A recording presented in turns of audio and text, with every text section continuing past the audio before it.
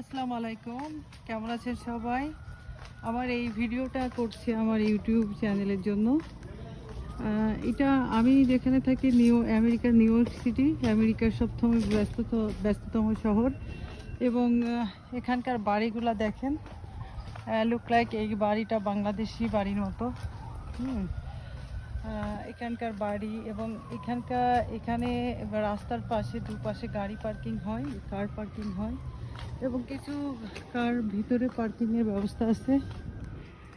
এটা একটা গির্জা। এটা একটা গির্জা।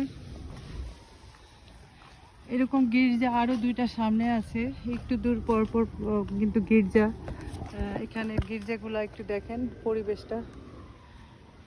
আমি এরকম আরও বহু ভিডিও ছাড়বো আমেরিকার নিউ ইয়র্ক সিটি থেকে, এবং নিউ ইয়র্ক সিটির বাইরে যখন যাব তখনও আপনাদের জন্য আমার ইউটিউব চ্যানেলে আমি অনেক সুন্দর সুন্দর ভিডিও নিয়ে আসব এবং অনেক ইনফরমেশন থাকবে, আমেরিকা সম্পর্কে ইনফরমেশন থাকবে। আপনারা আমার ইউটিউব চ্যানেলের সাথে থাকতে পারেন, সাবস্ক্রাইব করতে পারেন।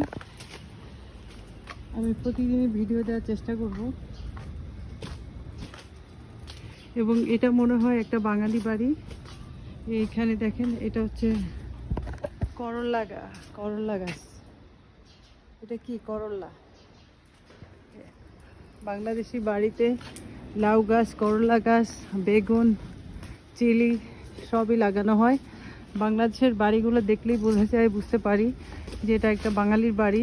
অনেক ফুল গাছ, বাংলাদেশিরা ফুল গাছ লাগায়, গাঁদা ফুলটা লাগায়, এবং লাউ গাছ, সিম গাছ, করল্লা, তারপরে বেগুন, এইসব গাছগুলো বাড়ির এটা যদি বাংলাদেশিদের বাড়ি থাকতো তাহলে এখানে এই গাছগুলো লাগাতো। এটা বাংলাদেশিদের বাড়ি না। তো এটা অনেক পুরাতন একটা বাড়ি। এই যে বাড়িটা দেখছেন, আমি যে এরিয়াতে আছি এরিয়াতে অনেক পুরাতন বাড়ি। হ্যাঁ, এটা মনে হয় 200 বছরের পুরাতন বাড়ি হবে নিউ ইয়র্ক সিটিতে। দেখেন, 200 বছরের পুরাতন বাড়ি হবে। এটা খুবই পুরাতন কিছু বাড়ি এখানে আছে, খুবই পুরাতন বাড়ি। কারণ নতুন বাড়ি, এই আমি যে রোডে ঢুকছি এটা এই রোডটায় সব বেশিরভাগই মানে 100 বছর আগের বাড়ি।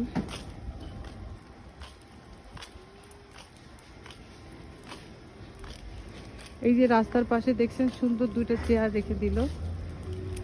হ্যাঁ, তাদের লাগবে না, রাস্তার পাশে রেখে দিছে। কারো যদি লাগে এই চেয়ার নিয়ে যেতে পারেন।